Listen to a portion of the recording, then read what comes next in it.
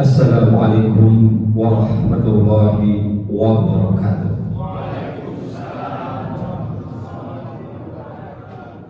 Alhamdulillahilladzi awjaba alaina siyam syahr Ramadan wa anzala fil Qur'an hudan linnas wa bayyinatin minal huda wal furqan. Asyhadu an la ilaha illallah wahdahu la syarika lah wa asyhadu anna Muhammadan abduhu wa rasuluh. Qala Allah Subhanahu wa ta'ala fil Qur'anil Karim, bismillahirrahmanirrahim. Wa qarabi adkhilni mudkhala sidqin wa akhrijni mukhraja sidqin wa ja'alni min ladunka sultanan nasira. Sadaqallahul azim. Bapak, ibu-ibu, orang-orang tua kami yang dimuliakan Allah, kaum muslimin dan muslimat sidang jamaah Masjid Nurul Huda yang dimuliakan Allah Subhanahu wa ta'ala. Alhamdulillah, pada pagi yang mulia ini, di hari keempat puasa kita tahun ini, kita masih diberi Allah kekuatan dan kesehatan, sehingga di pagi yang mulia ini kita langkahkan kaki kita melaksanakan sholat fardu subhi dan kita lanjutkan dengan pengajian. Marilah kita senantiasa berdoa kepada Allah Subhanahu wa ta'ala, semoga amaliah kita ini sampai nanti kita melaksanakan sholat sunat subuh diterima oleh Allah Subhanahu wa ta'ala. Amin ya rabbal alamin. Salam kepada Nabi kita Muhammad sallallahu alaihi wasallam. Allahumma shalli ala sayyidina Muhammad wa ala ali sayyidina Muhammad.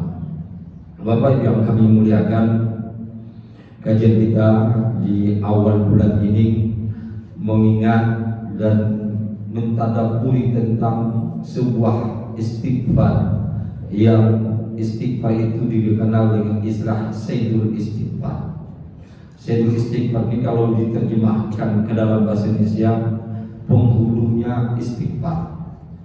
Barangkali kita baca Astaghfirullahalazim atau Astaghfirullahalazim allazi la ilaha illa qayyum wa atubu ilaih, dan ada yang menambah Astaghfirullah li wa liwalidayya li jami'il muslimin wal muslimat.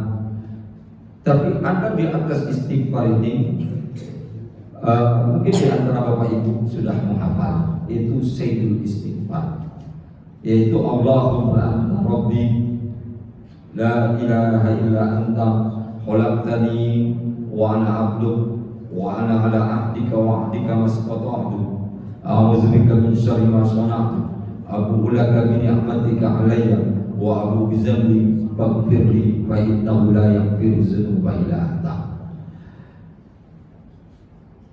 Sayyidul Istighfar ini dia sangat juga berkaitan dengan sebuah doa, sehingga Rasulullah SAW mengatakan, man qalaha fis shabah, barang siapa membacanya di waktu pagi, kalau dia meninggal dunia sebelum datang waktu petang, maka dia dicatat sebagai penghuni surga.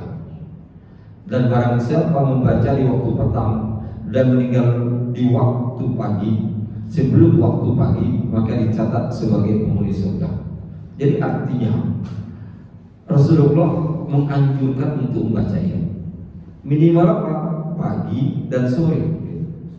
Tapi kalau ada orang bisa membacanya, mungkin rutin habis sholat dia baca, atau dalam keadaan kosong dia baca, dalam keadaan hening dia baca, di antara bacaan dia baca sendiri, itu boleh sebenarnya.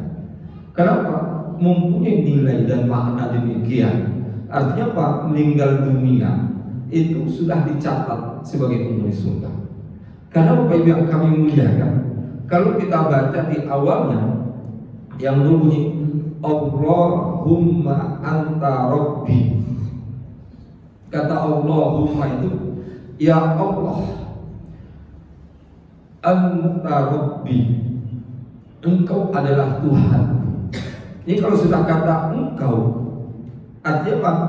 Seakan-akan Allah itu ada di hadapan kita. Kita kalau mengatakan ada orang di depan kita, kata kamu, engkau kan. Tapi kalau dia di belakang kita, dia, beliau, gitu. Sama dengan bahasa Arab, huwa. Maka kalau kita baca la ilaha illallah, kita sebut nama zatnya. Tapi la ilaha illahu, tidak Tuhan melainkan dia Allah.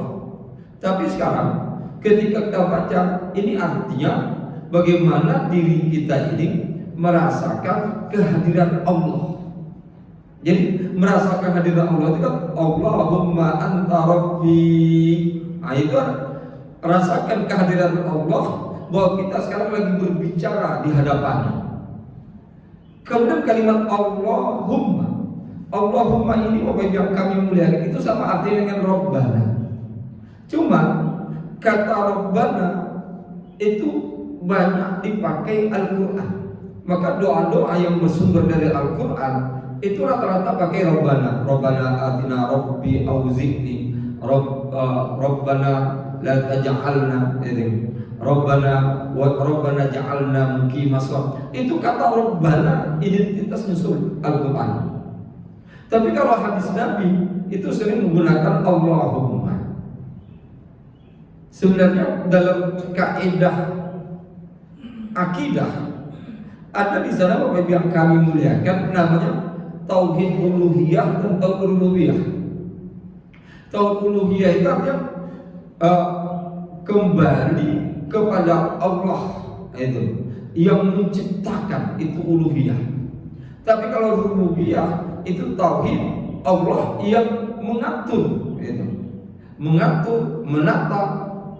Di samping juga kalau kita kaitkan dengan penciptaan. Tapi ketika kata Allahumma, maka sebenarnya kita lagi mengatakan ya Allah, artinya kita lagi berdoa apa? Anta Rabbi. Kan di sini juga kata Rabbi, bukan kata ilahi. Harusnya Allahumma anta ilahi, karena akan berkaitan Allahumma. Tapi oleh Rasulullah, nah, sebuah kalimat ini menggabungkan dua akidah. Akidah uluhiyah dan akidah rububiyah. Artinya apa? Menggabungkan bahwa kita ini diciptakan Allah, alam semesta ini diciptakan Allah, dan keteraturan alam semesta ini atas ciptaan Allah, dan Allah berkuasa terhadap segala sesuatunya. Maka dikatakan Allahumma anta rabbi. Maka kalau kita membaca ini Bapak Ibu yang kami muliakan, maka kita masukkan ke dalam hati kita anta rabbi. Maka dilarang Sayyidul Istighfar ini pakai na, kami. Kan bisa saja Allahumma anta rabbuna, jarang itu dibaca orang. Walaupun boleh, tapi oleh para ulama identiknya baca saya, karena dia adalah kaitan diri kita kepada Allah SWT. Karena kaitan diri kita pada Allah, karena di dalam Sayyidul Istighfar ini ada namanya pengakuan, al-i'tiraf. Kita mengaku, yang kita akui pertama Tuhan kita hanya Allah. Maka Allahumma anta rabbi, ini disebut pengakuan. Pengakuan kita ini kita katakan la ilaha illa anta. Tidak kita katakan la ilaha illallah. Tidak begitu diajar Rasulullah. Rasul mengatakan la ilaha illa anta. Anta tadi kepada anta rabbi, la ilaha illa anta. Jadi artinya engkau ya Allah Tuhanku, gitu ya. Tiada Tuhan selain engkau. Artinya apa? Tidak ada yang patut untuk disembah kecuali Allah. Ini menata pikiran kita, perasaan kita, kemudian hati kita. Kita sekarang di hadapan Allah. Itu namanya Bapak Ibu yang kami muliakan, yang disebut dengan pengakuan.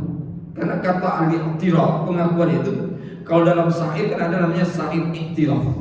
Nah, syair i'tiraf itu terkenal dengan syair Abu Nawas. Kalau Abu Nawas itu mulai ilahi lastu lil firdausi ahla wala aqwa 'ala naril jahim. Itu kan awal syair. Ilahi lastu lil firdausi ahla, ya Allah, aku tidak pantas masuk surga Firdaus. Wala aqwa 'ala nari jahannam, tapi aku tidak kuat masuk neraka. Nah, dia masuk surga sebenarnya. Ketika i'tiraf ini disebut istighfar, dimulai dengan ketauhidan kita. Artinya apa? Allah SWT itu adalah yang patut disembah. Maka la ilaha illa anta.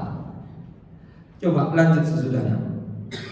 Khalaqtani. Coba yang kami muliakan. Jadi kata khalaqtani.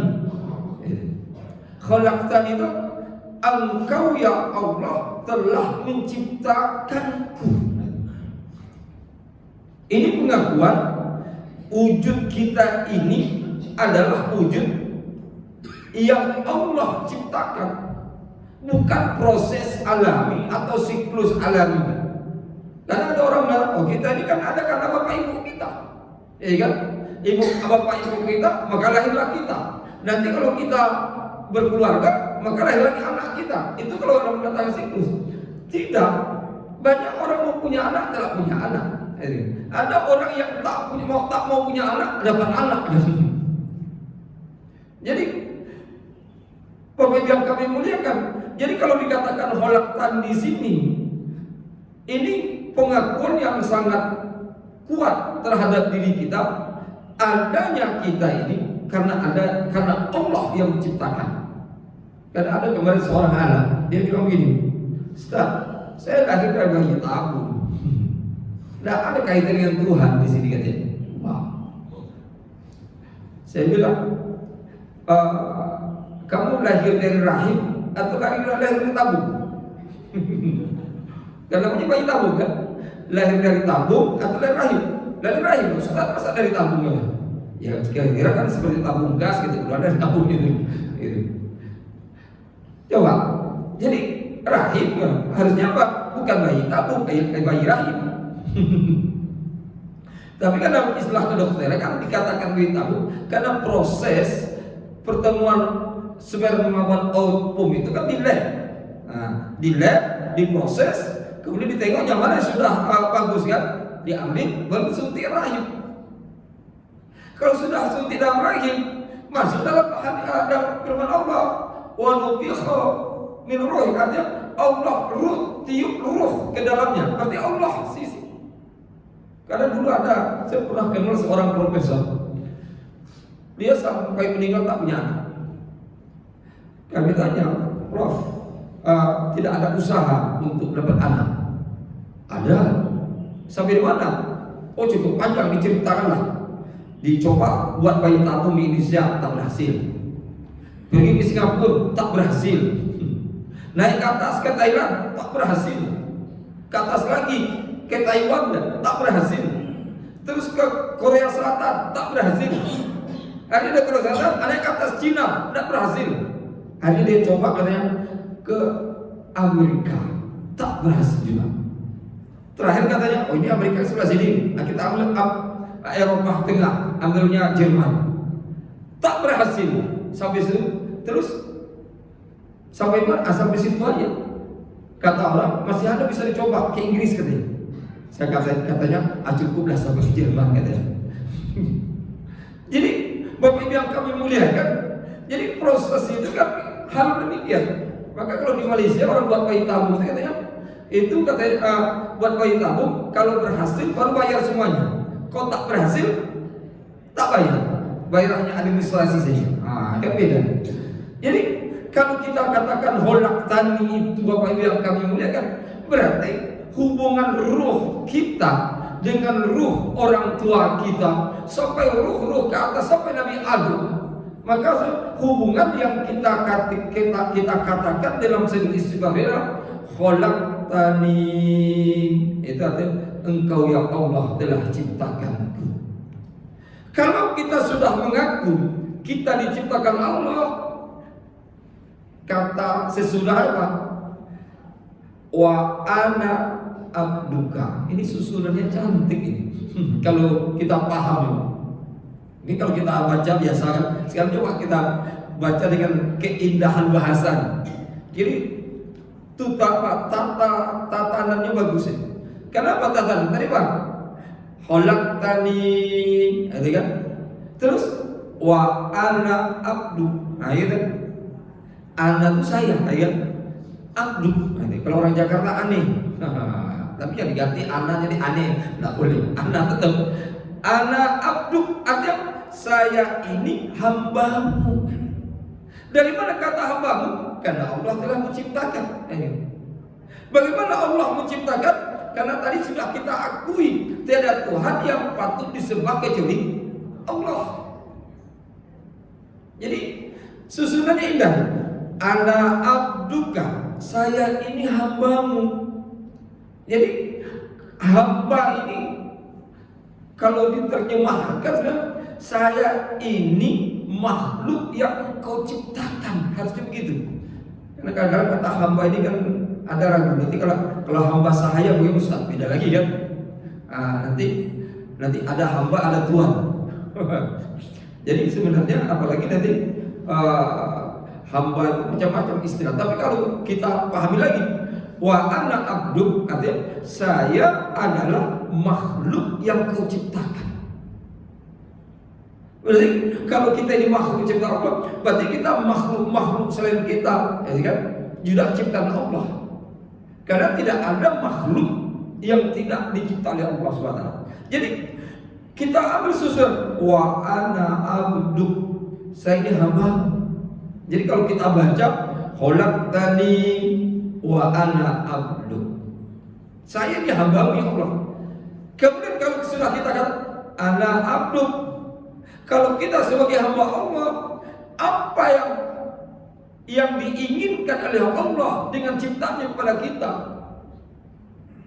Maka yang diinginkan Allah menciptakan kalimat sesuatunya, wa ana ala ahdika wa wa'dika mastata'tu.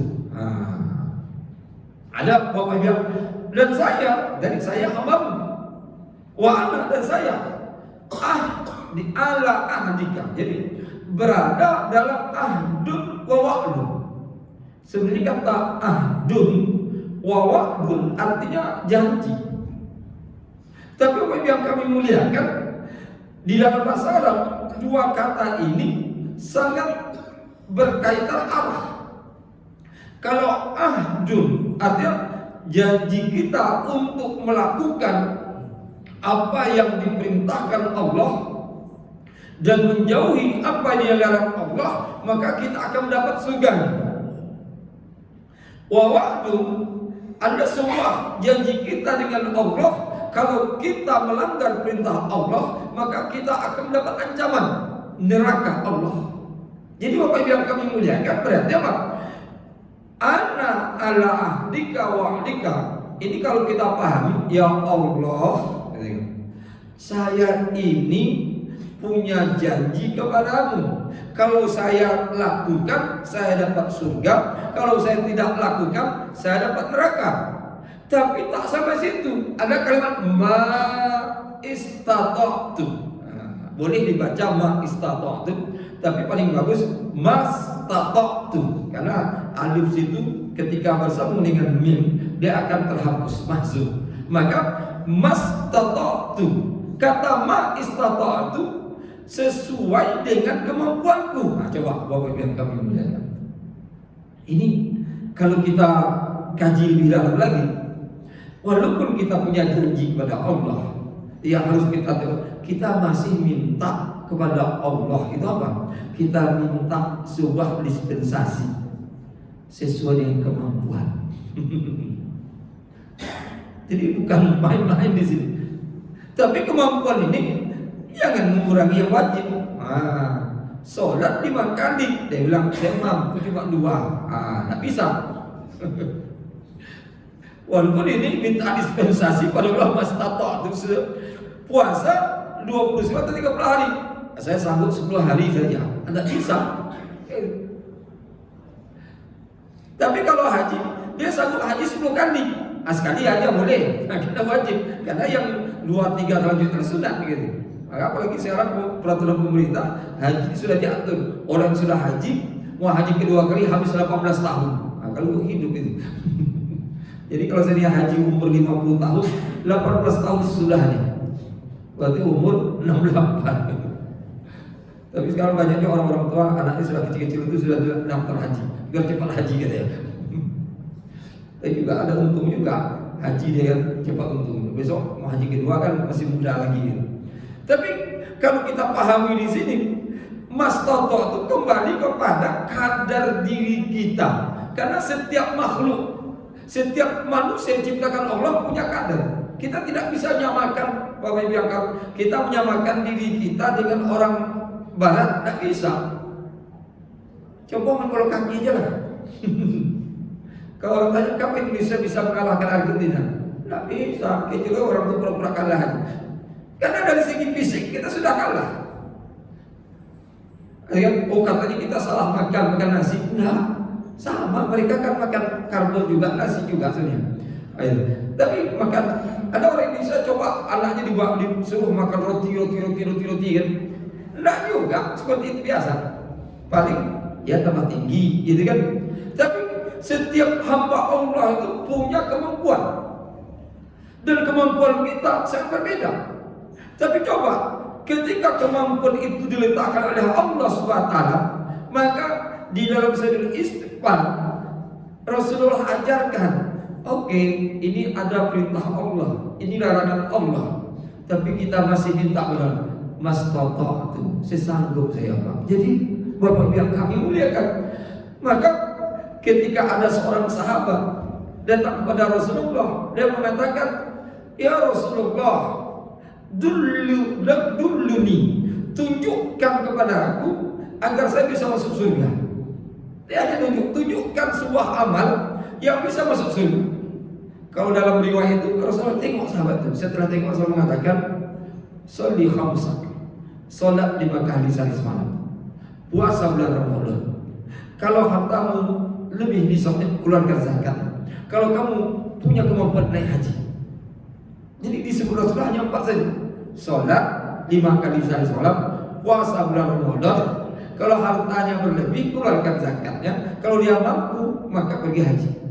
Setelah Rasulullah 4 ini, Rasulullah bilang, sahabat itu mengatakan lagi, "Aghayra dzalika ya Rasulullah?" Ada tak selain itu ya Rasulullah? Selain 4 ini. Kalau 4 sudah tahu saya, artinya apa? 4 itu sudah saya kerjakan. Saya ingin yang lain ini. Rasulullah hanya mengatakan, lah, tidak ada selain itu. Adakah yang lain itu Rasulullah? Tidak. Maka Rasulullah mengatakan, akhirnya Rasulullah sampai sebuah riwayat mengatakan, kalau kamu tanya lagi, nanti akan memberatkanmu. Jadi artinya apa yang kami muliakan? Kalau keindahan beribadah itu bukan persoalan yang banyaknya, kan? Tapi adalah bagaimana dengan kemampuan kita melakukannya. Dengan kemampuan itu kita mendapatkan ridhonya Allah SWT. Ini disebut wa ana ala ahdika wa wa'dika mastata'tu. Subhanallah. Sama kita bulan Ramadan itu Bapak yang kami muliakan, habis sholat subuh kita i'tikaf, ya kan? Sampai i'tikaf majlis ta'lim, nanti sholat sunat subuh. Sholat subuh ini kalau kita baca fadilahnya itu sama dengan haji dan umrah. Coba, berarti kalau kita duduk habis subuh ini 29 kali sunat subuh 9 hari, berarti 29 hari haji umrah. Wah, datang orang. Nah, kalau gitu Ustaz, tak perlu kita umrah lagi. Tak perlu haji 29 kali Ustaz, itu banyak itu. Tapi tak bisa dibandingkan. Duduk kita 29 kali sama haji umrah dibandingkan dengan umrah, beda lagi. Bandingkan haji beda. Kenapa beda Pak? Ini nilai, kan? Sana ada nilai umrahnya, tapi di balik nilai umrah, kan? Ada nilai sholat Masjidil Haramnya, ada nilai menengok Ka'bahnya, ada nilai tawafnya, ada nilai mencium atau mengecup Hajar Aswad, ada nilai depan Multazam, beda, ada nilai-nilai lain. Tapi kita dapat nilai haji umrah saja. Tapi bagi orang yang tidak mampu, maka dulu di sini itu adalah kemampuannya. Walaupun nanti akhir hidupnya tidak haji umrah, ini dia sudah dihitung. Cuma kan tak bisa dapat gelar haji. Nanti haji Muhammad, kenapa? Dia sudah 29 kali duduk di masjid habis subuh bulan Ramadan, Anda bisa panggil haji. Ini Bapak yang kami muliakan. Ini Maka kita ketika kata mastata'tu, lantas yang kalimat sesudahnya a'udzubika min syarri ma sana'tu. Jadi ketika setelah saya berada dalam perintah dan larangan Allah, kalau saya laksanakan perintah saya dapatkan surga, kalau saya kerjakan larangan saya dapat neraka. Tapi ya Allah, perintah itu akan saya kerjakan sesuai dengan kemampuan kadar. Tapi sesudah a'udzubika min syarri ma sana'tu, aku berlindung kepadamu ya Allah dari kejahatan yang kukerjakan. Ini tanpa masalah tuh. Jadi artinya apa? Tadi ibadah kita sesuai kadar, tapi tentang kejahatan, tentang keburukan yang kita kerjakan, kita berlindung pada Allah. Kenapa maksud di Bapak yang kami berlindung kepada Allah ini? Karena kita takut ketika kita melakukan keburukan mati, bahaya.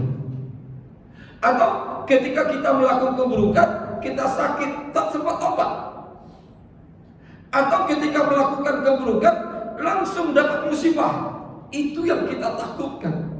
Maka ketika hal itu disebut istighfar, kita mohon a'udzubika min syarri ma sana'tu.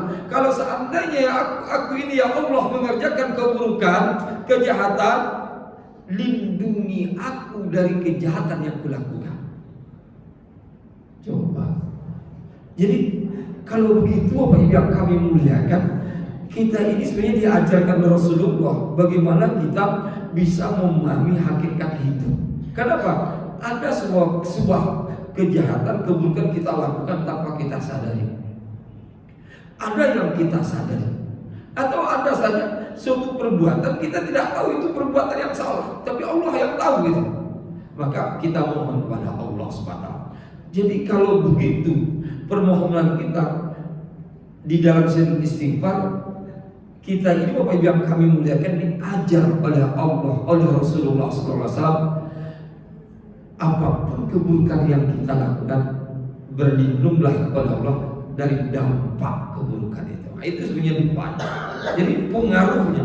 Kenapa? Pengaruh keburukan itu dia bisa saja mempengaruhi perilaku kita, mempengaruhi tingkah laku kita.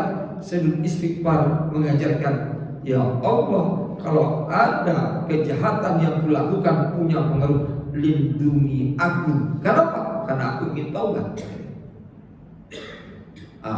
Kalimat sesudahnya, abu laka bi ni'matika alayya.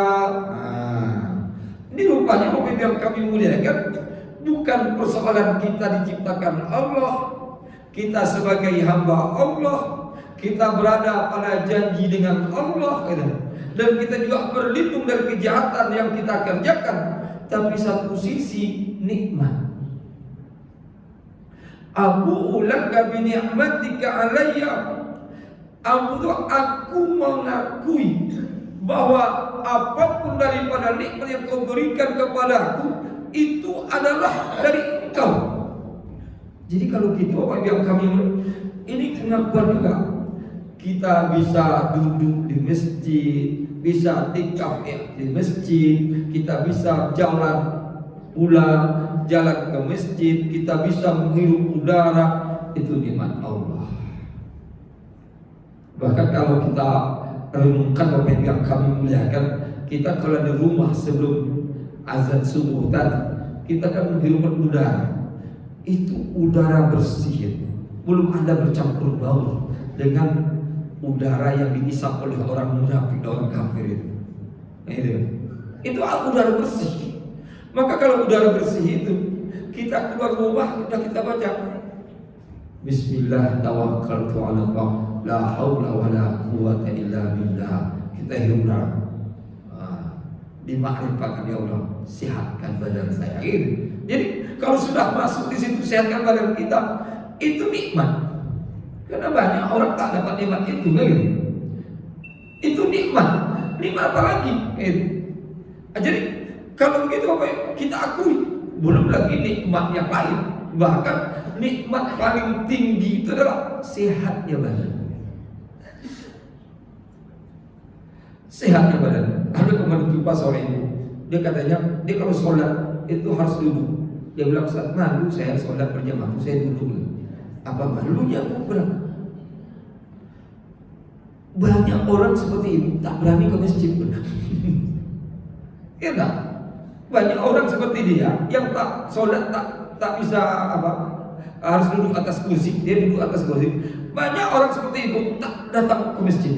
Berarti datangnya itu ke masjid itu nikmat yang telah dimasukkan Allah. Jangan malu. Ini kadang-kadang malu saya ke masjid, saya duduk, saya sholat di atas kursi. Ya Allah, udah salah itu cara berpikir. Karena banyak orang seperti tak mau ke masjid kan. Jadi ini nikmat. Kalau sudah ada nikmat itu rasakan. Oh, saya masih diberi Allah bisa datang ke masjid, masih diberi Allah nikmat masih bisa sholat walaupun duduk atas kursi. Nah, ini berapa banyak orang bisa duduk atas kursi tapi tak mau ke masjid. Nah, ini nikmat ini kita akui. Wa abu'u bi ni'matika alayya, baru wa abu'u bi zambi. Dan aku akui akan dosaku. Jadi sebelum pengakuan dosa ini, akui nikmat. Karena apa yang kami muliakan, dengan nikmat yang diberikan Allah, maka orang kadang-kadang lupa bersyukur, kadang-kadang bisa melakukan dosa. Tapi sebenarnya orang yang melakukan dosa itu salah satunya ada nikmat. Coba orang mencuri, dia bisa mencuri karena badannya sehat. Coba sakit, mana bisa mencuri?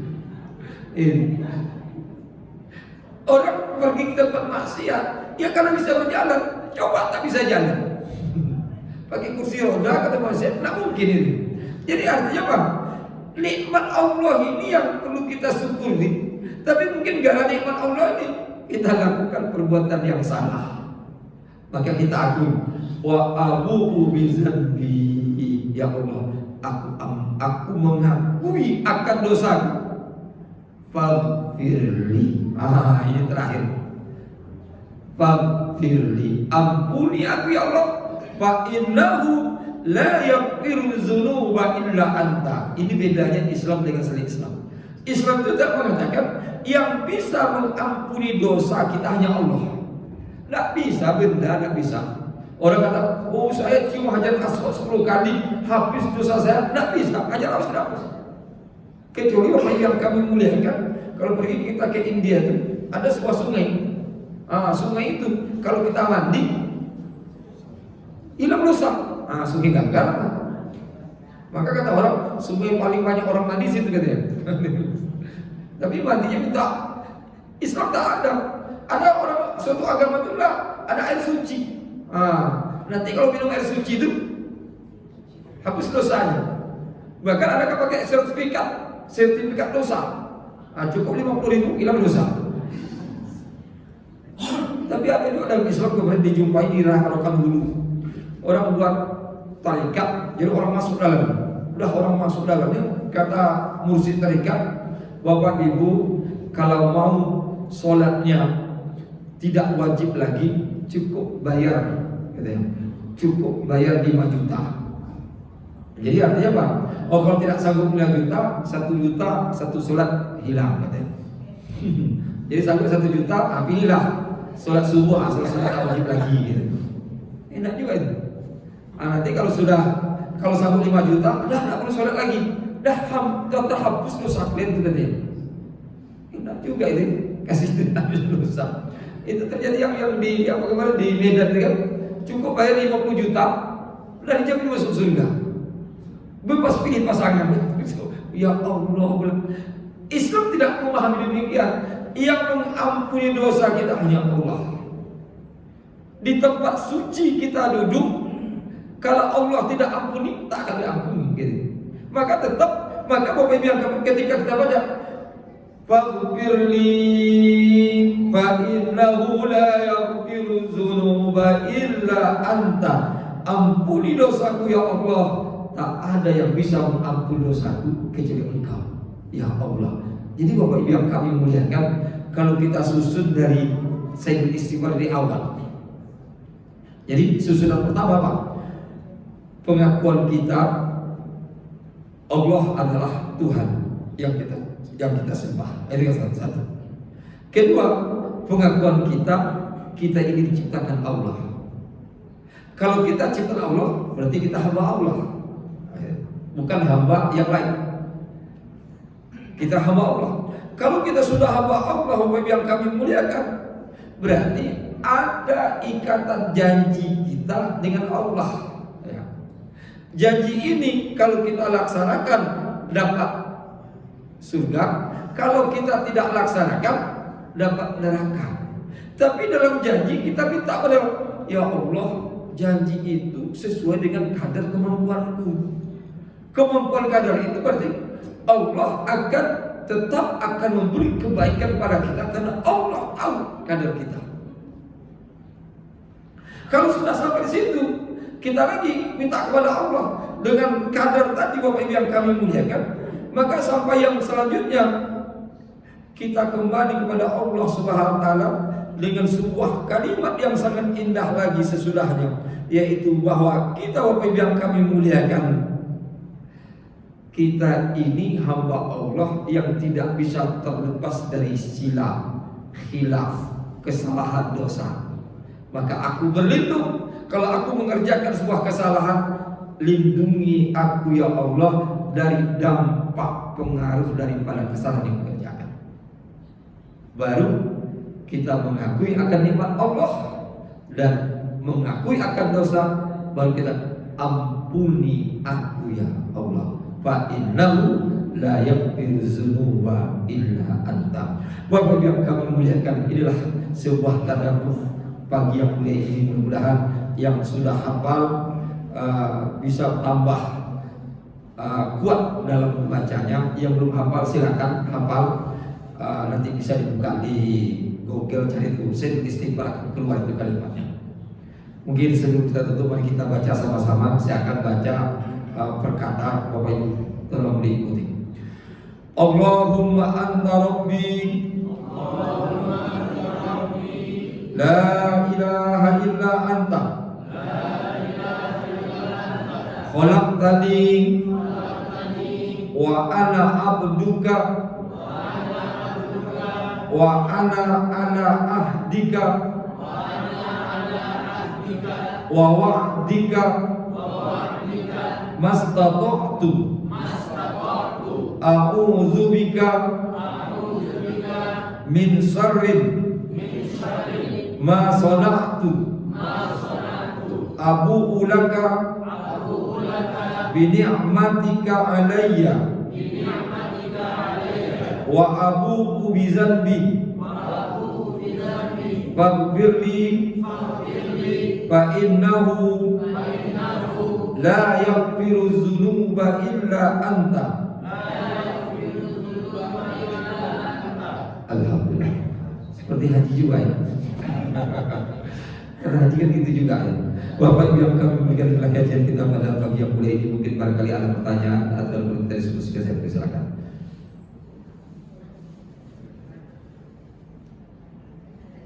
Ustaz, Assalamualaikum warahmatullahi wabarakatuh. Waalaikumsalam.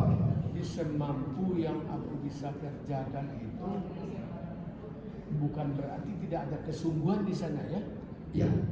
Jadi artinya sesuai dengan ikhtiar dan usaha dan batas-batas kebisaan kita. Gimana itu penjelasannya? Jadi begini, kata mastata'tu, semampu itu artinya apa? Setiap diri kita ini kan punya kadar yang telah diletakkan oleh Allah padanya. Kadar ini artinya apa? Kadar orang yang punya materi dengan tidak punya materi berbeda. Kadar orang sehat badan dengan tidak sehat badan beda. Kadar orang punya badan sempurna dengan tak sempurna berbeda. Kadar ini itu punya nilai. Orang sehat sholatnya lengkap, rukunya sempurna, sujud sempurna. Orang sakit bisa saja rukunya tak sempurna, harusnya lurus gini, dia agak miring sini kan. Ketika sujud dia tidak sujud seperti kita. Atau ketika duduk, orang yang sehat duduk seperti kaki ke belakang, mungkin dia kaki ke depan. Kadar ini itu tidak akan mengurangi nilai. Tak bisa kita katakan, ini orang sakit pinggang sholat dengan tak sangat, itu tak sama pahalanya, salah itu. Itulah disebut mastaqat. Begitu juga antara orang punya materi berimpak dia 1 juta dengan yang tidak punya materi dia hanya berimpak 5.000 gitu. Itu sebenarnya dari segi nilai 1 dengan 5 gitu kan berbeda kan? Tapi kita tak mengatakan yang 1 juta cepat masuk surga. Belum tentu. Belum tentu yang 1 surga itu seperti naik Alphard di surga. Kalau yang 5.000 ini seperti naik sepatu roda gitu. Enggak. Tapi Allah tahu bisa saja yang 5.000 lebih duluan dari yang 1 juta. Jadi kadang-kadang di situ letak mastaqat itu. Maka biar kami muliakan, ada orang ini mampu sholat tahajudnya 4 rakaat. Ini mampunya cuma 2 rakaat gitu. Atau ini sholat witirnya 3 rakaat. Ada sini saya mampu 1 rakaat cuma gitu kan bisa. Tapi kemampuan antara 3 tak kita bilang itu kan lebih banyak pahala 3 daripada rendah. Tapi sebenarnya disitulah Allah memberi nilai dengan kemampuan yang kita miliki. Maka kita tak perlu berkecil hati gitu. Kadang orang saya mampu 5.000 Ustaz. Jangan berkecil hati. Kadang 5.000 itu yang lebih dulu masuk surga daripada yang 1 juta. Jadi itu kadang sama dengan apa? Kalau kita kurban, kan ada orang kurban 1 ekor, ada orang kurban 1/7, ada yang kurban tak semampunya, kan adanya semampunya. Jadi 1 ekor sapi itu bisa 50 orang, nah itu kan berapa? 50.000 1 orang. Tapi itu yang dilihat dengan mastaqat. Tapi kita tidak boleh memaksa di atas itu. Karena Ramadan ini banyak itu. Awal Ramadan ini kalau baca Al-Quran 1 hari 5 juz. Tapi sudah sampai di minggu, loti ini gitu. Tak baca Quran sampai habis Ramadan. Itu salah. Lebih baik 1 juz, selesai 30 juz gitu. Itu yang dimaksud dengan kategori mastaqat, sesanggupku ya Allah. Itu Pak. Wahai yang kami muliakan, telah kajian kita pada pagi yang mulia ini. Sebelum kita tutup, mari kita baca Al-Fatihah. Kita niatkan untuk kedua orang tua kita. Ala hazini Al-Fatihah. Bismillahirrahmanirrahim. Alhamdulillahirabbil alamin. Arrahmanirrahim. Maliki yaumiddin. Iyyaka na'budu wa iyyaka nasta'in. Ihdinas siratal mustaqim.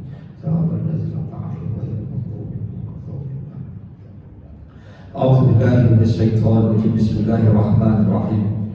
Alhamdulillahi rabbil alamin. Hamdan yuwafiqu kafi mazidah ya rabbal hamdu kamin bagi jalal wajhika azim sultan.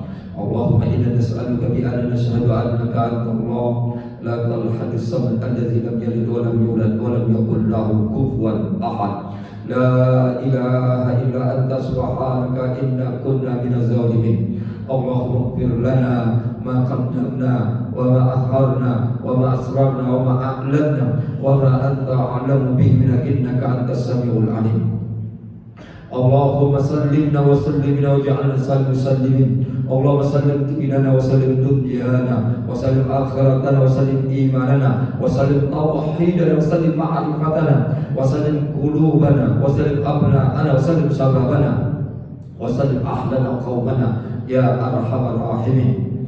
Allahumma ja'al siyamana fi syahr Ramadan haqqal siyam wa ja'al qiyamana fi syahr Ramadan haqqal qiyam wa ja'al tilawatal Qur'an fi syahr Ramadan haqqat tilawah ya arhamar rahimin. Allahumma barik lana bi siyamina fi syahr Ramadan. Allahumma barik lana bi syahr Ramadan warhamna bi syahr Ramadan ya arhamar rahimin. Rabbana taqabbal minna wa innaka sami'ud du'a. Rabbana atina fid dunya hasanah wa fil akhirati hasanah wa qina azaban nar. Wa akhiru da'wana alhamdulillahi rabbil alamin. Assalamualaikum warahmatullahi wabarakatuh.